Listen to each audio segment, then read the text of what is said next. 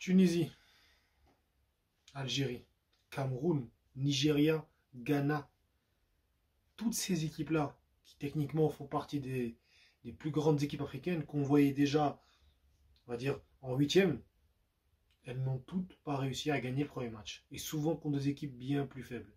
Et pour vous dire autre chose, l'Algérie, la Tunisie et le Cameroun, si je ne m'abuse, surtout l'Algérie et la Tunisie, sont deux têtes de série. Ça en dit long. Elle commence à devenir très intéressante, cette Coupe d'Afrique. Et évidemment, il y a des enseignements à tirer pour les vaincus, comme pour les vainqueurs. Le Maroc, le Nigeria, deux leaders, plutôt deux favoris, qui ont confirmé et qui ont assumé 3-0, score clinique. Je ne parlerai, certains vont nous parler du contenu, on y reviendra plus tard dans la vidéo. Mais le principal, c'est que les deux équipes ont gagné. Elles sont leaders de leur groupe, elles ont déjà 3 points. Aucun but encaissé. Le contexte est assez similaire. Mais le principal, c'est que c'est là. C'est que les deux favoris de la compétition, les deux grands favoris, les deux équipes qui sont passées en phase finale de la Coupe du Monde ont confirmé. Et comme j'ai dit, il y a des enseignements à tirer. Et c'est ce qu'on va voir maintenant.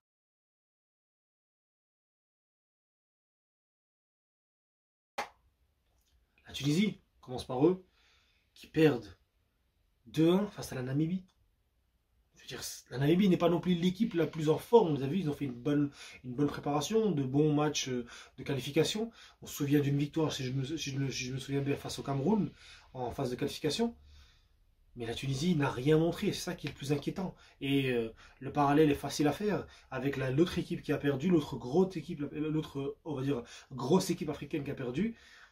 Le quadruple vainqueur de la CAN, c'est-à-dire le Ghana, qui a perdu contre le Cap-Vert encore une fois à la dernière minute, mais dans le contenu, le Ghana n'a rien proposé. On avait un Djikou qui a fini homme du match malgré la défaite, qui a été le sauveteur qui a permis au Ghana de rester à flot en tout le match. Plein de fois, il a sauvé des actions à la dernière minute, près du but, dans des face-à-face. C'est assez étonnant, surtout quand on voit que le Ghana, par rapport à la Tunisie, qui ne compte pas non plus des joueurs de très grand talent, depuis que Kazri est parti, maintenant que Sekni est un peu âgé, même si Achouri est on va dire, une nouvelle pépite de ce pays, le Ghana compte quand même des Noama, en défense, comme j'ai dit, Djikou, Salissou, sur les côtés Tariq Lamptey, Kudus qui malheureusement s'est blessé, en pointe ils ont comme Inaki Williams, André Ayew, Jordan Ayew, et d'ailleurs ces trois derniers-là sont un peu le symbole de ce Ghana vieillissant, de ce creux générationnel qui existe au niveau du Ghana, et de ce creux générationnel qui existe aussi en Tunisie, parce que ces deux équipes-là ont un point commun, en dehors de celui d'avoir perdu,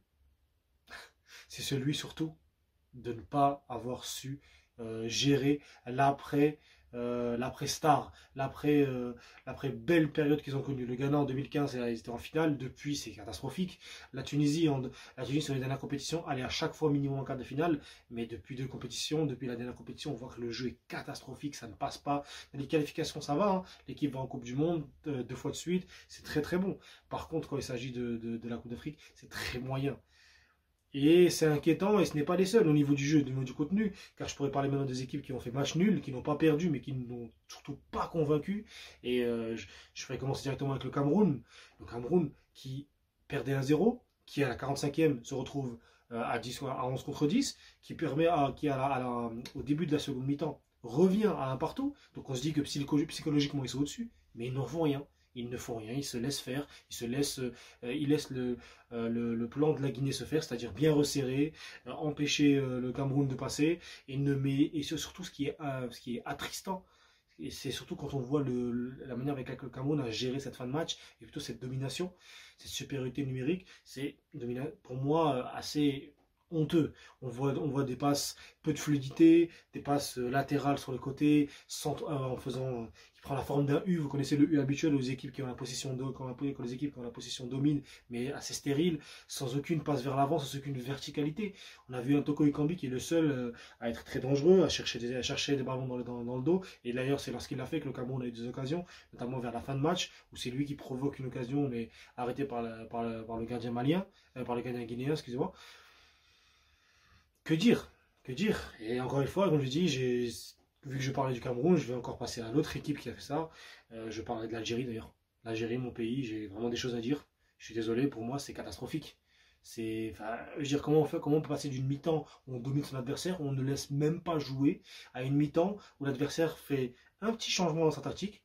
Et ouais, on parle d'Angola, on parle pas non plus du Sénégal, du Nigeria, allez, peut-être même de l'autre vrai concurrent du groupe, c'est-à-dire le Burkina Faso. On parle de l'Angola. Elle n'a pas non plus des joueurs à très très très gros potentiel. Voire pas du tout. La majorité joue au pays et on voit le Niger, on voit l'Angola, deuxième mi-temps nous dominer, à chaque fois trouver des espaces dans notre dos, surtout en transition. Belmadi l'a dit, oui, c'est en transition durant leur temps fort. Oui, c'est vrai, mais c'est le principe d'une équipe qui a la possession de savoir gérer ses temps faibles. C'est le principal. Si tu sais gérer tes temps faibles, tu géreras tes temps forts. C'est comme ça, Jamel. Hekka, Jamel. Arrêtez de nous prendre pour des imbéciles, vous croyez qu'on ne connaît pas le foot? On sait pertinemment qu'il y a des temps faibles et des temps forts. Une équipe ne sera jamais dominante, mais une équipe qui, comme l'Algérie, qui est censée être qui a plus de 68% de possession au premier mi-temps, qui mène à 0, qui a failli mener 2-0 sur le but refusé de Munger, se retrouve à s'enfermer. Et moi, l'impression que j'ai, pour en terminer vraiment, parce qu'il y a encore des équipes à parler, c'est que moi j'ai l'impression que le but de Munger qui a été refusé, j'ai l'impression que les joueurs l'ont pris pour acquis. Ils se sont dit, bon, de toute façon, on peut leur mettre un but à un moment ou l'autre, donc autant ne pas faire les efforts. On a vu sur le but, notamment sur l'action de l'Angola, un Bentaleb, c'est une action de gamin, ça. Je veux dire, tu ne rates pas derrière toi. La prise d'information, tu vois pas que le joueur il vient derrière toi, sachant que le joueur il rate son contrôle, mais toi tu le fauches comme ça, là. Et je t'ai cru, mon pote. Ça, c'est honteux, ça. Ça, c'est un comportement de joueur de national. C'est pas comme ça que tu joues avec Lille. Reprenez-vous parce que le deuxième match, c'est pas le même adversaire. On n'aura pas autant la possession. Et d'ailleurs, je sais même pas si on aura la possession. Et c'est un adversaire qui va pas nous laisser construire comme on le fait. Et les buts, je suis pas sûr qu'on les met de la même manière. Parce que si on a galéré autant contre l'Angola, contre le Burkina Faso, si on joue de la manière avec la même intensité, surtout l'intensité, moi je dis tout de suite, hein, la catastrophe arrive. Et ça me rappelle le scénario qui était arrivé au Cameroun il y a 2 ans. On fait match nul contre l'équipe la plus faible du groupe. Qu'est-ce qui se passe après? On bégaye contre une équipe, cette fois c'était pas le Burkina Faso, c'était pas la deuxième meilleure équipe, parce qu'on a affronté la Côte d'Ivoire en fin de match, en fin de groupe, mais finalement on s'est fait éclater par la Côte d'Ivoire parce qu'on était vraiment catastrophique. Moi j'ai peur, hein. Inch'Allah, ça n'arrive pas. Le Nigeria, certains diront non, parce que le Nigeria a dominé, face à une Guinée équatoriale qu'on connaît, très robuste, très compliqué à jouer, très compliqué à manœuvrer. Mais le Nigeria a été limite. Le Nigeria n'a compté que sur Osimhen, c'est quasiment lui qui s'est créé toutes les occasions. On avait un Iwobi plus mobile, on avait un Lookman qui d'ailleurs a permis au Nigeria avec Osimhen de répondre très rapidement. Je pense que c'est ça qui aussi a permis au Nigeria de rester à flot. Mais encore une fois, c'est comme je l'ai dit dans la vidéo présentation, d'ailleurs allez la voir, c'est la vidéo où je présente pour moi les équipes qui sont les outsiders et les favoris. Le Nigeria est une équipe trop déséquilibrée. Quand on voit leur défense, quand on voit les failles défensives et quand on voit la puissance offensive, c'est assez limité, c'est vraiment très limité et c'est très inquiétant pour eux parce que maintenant ils vont jouer contre le Cameroun, contre la Côte d'Ivoire, une équipe qui a gagné 2-0, qui est à domicile, qui est en pleine possession de ses moyens, avec un effectif très équilibré. Je ne donne pas cher du Nigeria. D'ailleurs, c'est aujourd'hui qu'ils vont jouer le match, ça va être très compliqué. Franchement, je ne vois pas le Nigeria sortir de ce groupe comme je l'ai dit en vidéo présentation. Mais bon, ils peuvent nous faire mentir, hein, ils ont des talents, ils ont des gros talents. Il va falloir prouver contre le match le plus compliqué, même si tout n'est pas joué, il reste un troisième match face à la Guinée-Bissau, qui est sûrement l'équipe la plus faible cette fois du groupe. Donc à voir. Comme je le disais, le Maroc et le Sénégal ont confirmé 3-0 net, sans bavure, khlas. On n'en parle pas. Souvent, les gens pensaient que le Maroc et le Sénégal allaient se faire avoir par cette suffisance qu'ont les grosses équipes, comme j'en ai parlé avant.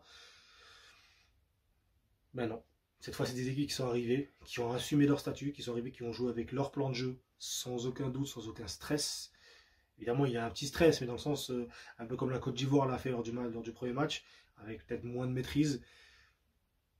Le Sénégal est arrivé, tac, 3-0 contre la Gambie. Oui, certains vont me dire, comme je l'ai dit au tout début, le scénario, Sénégal mène 1-0, carton rouge, puis Sénégal domine, c'est logiquement clair et net. Mais quand on voit la performance de Lamine Camara, quand on voit la performance d'un Pape Gueye, quand on voit la performance encore une fois d'un Sadio Mané, non pas dans les buts, mais dans la passe décisive, c'est-à-dire il est passé sur le premier but, quand on voit son activité, quand on voit aussi, cette fois je basculerai sur le Maroc, quand on voit le Maroc, l'activité d'un Ounahi, le parallèle est parfait avec Lamine Camara, les deux ont été élus du match, les deux sont des pépites qui représentent l'avenir de leur nation. quand on voit la maîtrise collective, quand on voit la stabilité défensive des deux équipes, quand on voit la stabilité offensive et l'équilibre qui règne dans ces équipes, je ne vois pas comment ces équipes-là ne pourraient pas, encore une fois, notamment le Sénégal, arriver en demi-finale pour moi minimum, et le Maroc enfin atteindre ce stade des demi-finales, et peut-être même viser le titre, puisqu'il le mérite. Aujourd'hui, c'est sûrement l'équipe référence en Afrique. Avec le Sénégal, il ne faut pas l'oublier que cette équipe-là est là depuis quasiment 2017, au top de l'Afrique, et 2019, si on parle au niveau du stade de la finale. Donc voilà, c'est un peu le bilan que je voulais faire parce que j'ai pas pu faire une vidéo sur, je pense que vous voyez, je suis un peu sale parce qu'on est en plein travaux chez moi.